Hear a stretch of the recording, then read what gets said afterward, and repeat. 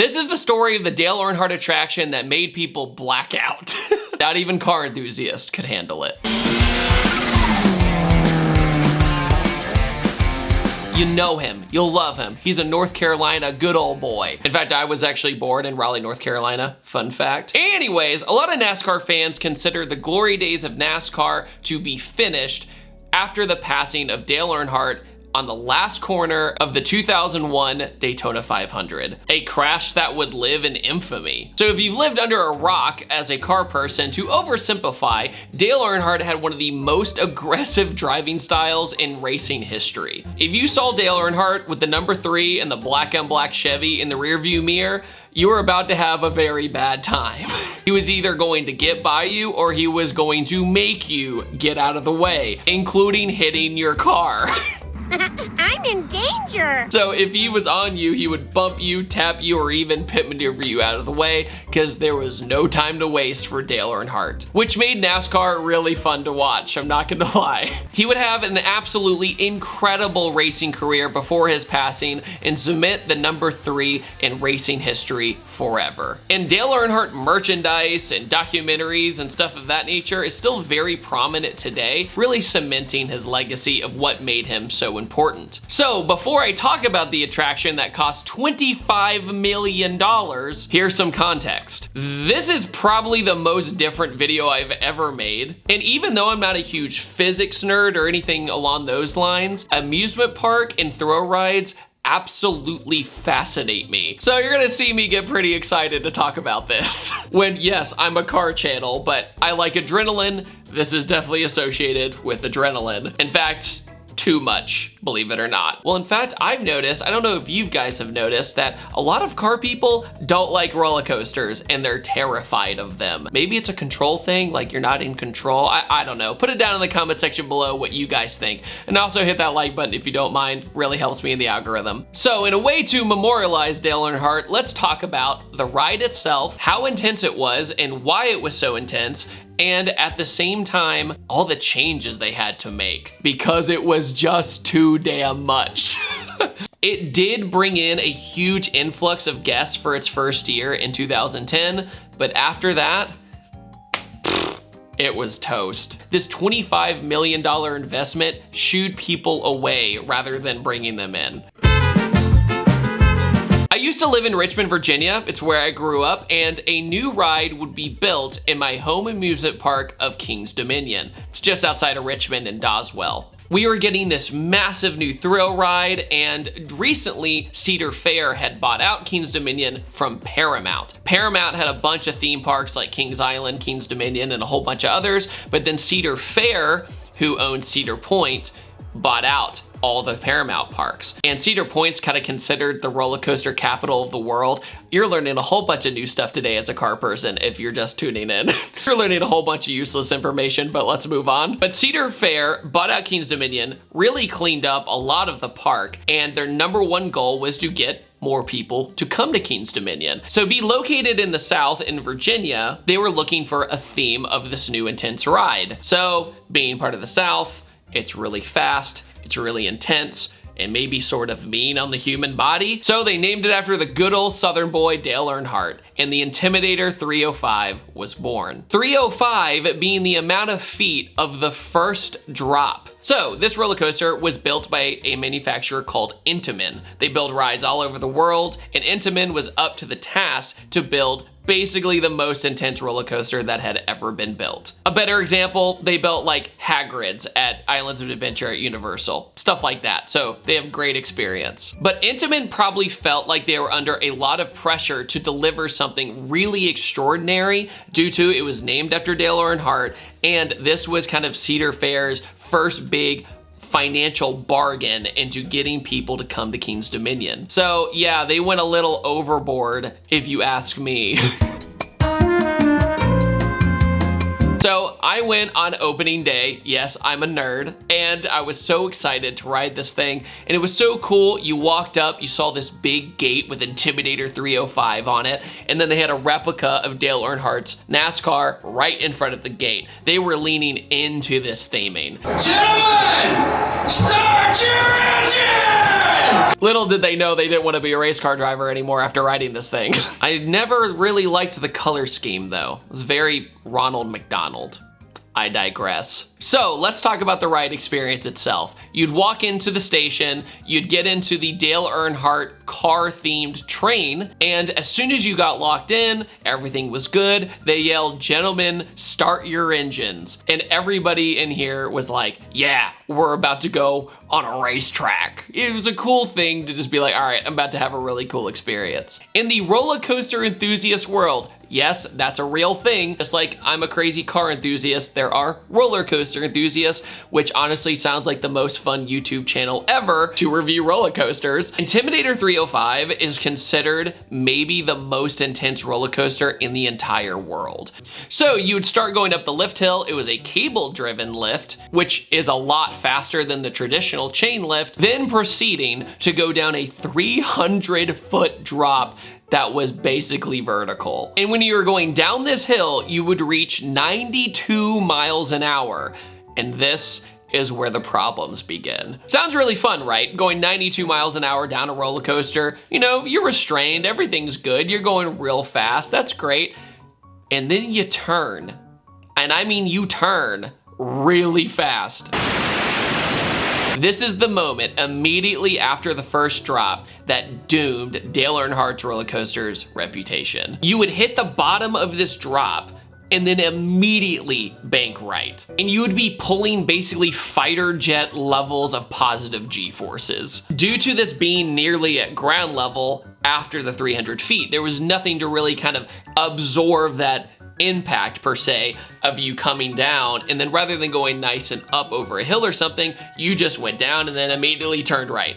It was so intense. To oversimplify, Intamin was trying to simulate what it's like to go around a banked NASCAR turn, you know, at Daytona or Talladega or something along those lines. But to oversimplify, it was so fast of a transition that the human body just simply couldn't take it for some people, especially people who were dehydrated or hadn't eaten anything during the day. Because a lot of times when you want to get on a big roller coaster, you're very wary of eating because you don't want to get nauseous. But when you hit this turn, people would literally black out and lose consciousness. And it was serious. It wasn't like I fall asleep, then way back up. It was, See those videos of people doing high G things? It's essentially like that. And to make matters almost worse for a non-coaster enthusiast who really likes really intense things, it gets even gnarlier. Imagine you're on this ride, you're going down this drop at 92 miles an hour, that immediate bank turn, blackout, then you go up what's called an airtime hill or a camelback. It's a signature thing on a roller coaster, right? You go up a hill and then you get airtime, right? The restraints keep you down and you float upwards. So imagine you've blacked out on the first corner, your friends talked you into riding this thing, and you don't wake up until you're in midair. That seems to be where most people tend to wake up if they end up blacking out. But some people, even farther after the airtime hill with 92 mile an hour winds in your face. And the airtime hill is literally half the height of the first drop. It's not like, oh, we're gonna go and take it easy on you. Nope, it's still really tall. You have all those negative G's. It's crazy. After this airtime hill, that's where the restraints really come into play. They had over the shoulder restraints on Intimidator. Anyway, the restraint on Intimidator 305 is basically for everything else on the ride. You're almost at ground level taking these really intense whip maneuvers like you're going around a racetrack. But so many people that I know got so exhausted from those first two moments of either blacking out or graying out that they don't even remember basically the rest of the ride sometimes. They're just so tired and they're just trying to survive. And then on these bankings, you're almost at 90 degrees. And then they have super snappy transitions. You're basically going like this over and over again. And honestly, you'll probably never have this much positive G-forces in a race car unless you're probably in a Formula car, like a Formula One car. It's probably the only thing even comparable to this. The transitions are so gnarly on this thing that you have to keep your eyes as far as possible and just keep your head back and hold on. You then hit a hill with a trim brake on it, so you literally don't die on the next transitions. You then make it back to the station, and you had just ridden the Intimidator 305, essentially the roller coaster honoring Dale Earnhardt and high G forces. Well, come to find out, it certainly intimidated people, but not in a good way. So, how did the public respond on opening day and also the year after Intimidator was open? Not good. In my brain, the public response was extremely clear. And I'll never forget everybody's insane optimism walking into the park. We just got one of the largest roller coasters in the world in our hometown that we could just go whenever. And thankfully we got there almost first, so we were one of the first people to ride it ever, which was super cool. So you turn around and see the line go on forever under that gate. Thankfully, I did not black out. But I did gray out on that first turn, 100%. And I literally couldn't believe what happened after I came out of it. And it was over that first airtime hill. And I'm like, oh, wait, what's going on? Like, I didn't black out, but I was like, like holding on, right? And over that next section, I had to get myself together. I also remember how hard it was to see. If you didn't have sunglasses or anything, with those 90-mile-an-hour winds going straight into your eyes, I was basically squinting and almost riding this ride with my eyes closed. I could barely see, it was so intense. My eyes and the wind were not getting along. My baby blues, they were suffering. And when we got off the ride, I'll never forget walking away and somebody asking their friend if they liked it. And they said this verbatim, "That's just too much. I'm never riding that again." I then went to a little store, bought some sunglasses, and proceeded to ride it again. So I could kind of visually see and prepare, not have wind in my eyes. And I ended up loving the ride. But I'm also a crazy person and loves adrenaline, right? For the general public, totally understand. My second raid was much better because I could kind of see and visually prepare, but my friends were done. They were like, "I'm not doing it, I'm good, go ahead, David." Nobody else wanted to ride it again. Like literally nobody. I was so bummed. You almost saw nobody else go back around to do it again. And this caused the ride to have a bad reputation. So only a year later, the coaster built up this reputation as the ride that makes you black out. Now imagine that, you go to King's Dominion your first time, you see that giant 305-foot tall lift hill, and your friend goes, "I wouldn't ride that, it'll make you black out." And most people will go, "I'll skip that and I'll go ride the other roller coasters that are way easier on me." And less than a year later, it was a walk-on. It basically had no line, which is not good for a $25 million investment. But I'm sure Dale Earnhardt would have just called everybody wimps, you know? It got so bad that Intamin and King's Dominion had to act. They ended up modifying the coaster to slightly slow it down on the first hill, and then they completely changed that first turn. You can't really visually see it too much, but it's a little bit easier on the human body. It only lost like 2 or 3 miles an hour on that first drop, so it's not that big of a deal. It's still crazy intense. People still gray out on that first bank. They hardly ever black out anymore, which is a good thing, but a lot of people gray out if they're not ready for it. However, even after making all these changes, the damage was done. It was considered the blackout roller coaster. So arguably the most intense roller coaster in the entire world. Instead of attracting people, push people away. And unfortunately, the coaster recently just got a name change due to the Dale Earnhardt and Intimidator IP has expired. So now it's called Project 305 as either the new name or a new temporary name. And yeah, sure, it sounds like some science experiment, right? Like, oh God, Project 305, it's super edgy. But it is weird seeing the trains not have the logos of Dale Earnhardt's signature and the Intimidator logo on it. It's really sad. So, final thoughts. I would absolutely ride it again. I know, I'm crazy, but I would ride it again.